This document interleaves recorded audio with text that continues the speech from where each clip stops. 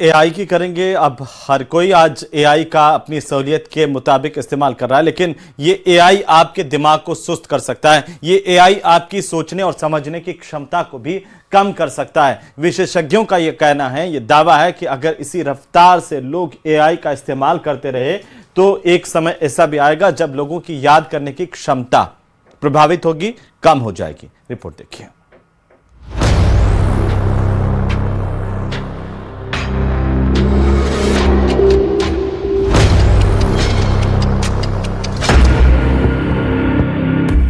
AI यानी artificial intelligence, जिसने लोगों की जिंदगी को काफी हद तक आसान जरूर बनाया, लेकिन इसी आसानी ने इंसानी दिमाग को सुस्त करना शुरू कर दिया है।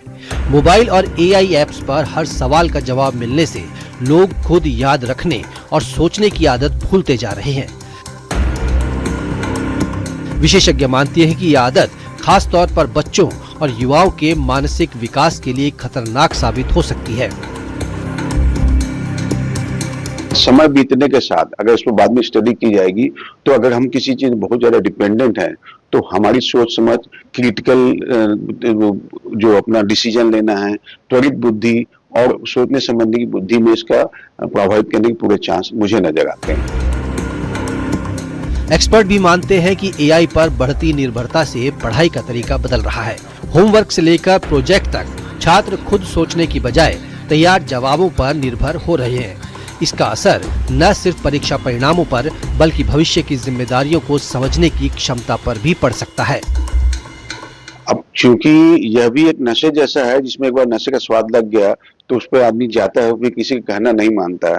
तो रेडीमेड चीजें मिल रहा है तो स्टूडेंट हो या जो भी संबंधित आदमी इसमें काम कर रहा है उसको लगता है कि मुझे फटाफट काम मिल जाए, मेरे पास बहुत काम है, जबकि काम है कि नहीं है वही जानता है कितना काम है उसके पास।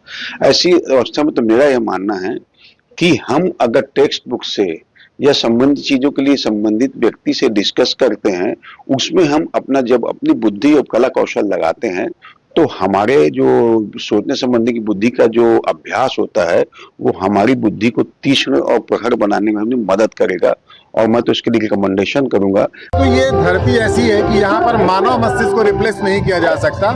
एआई भी उनमें से एक है।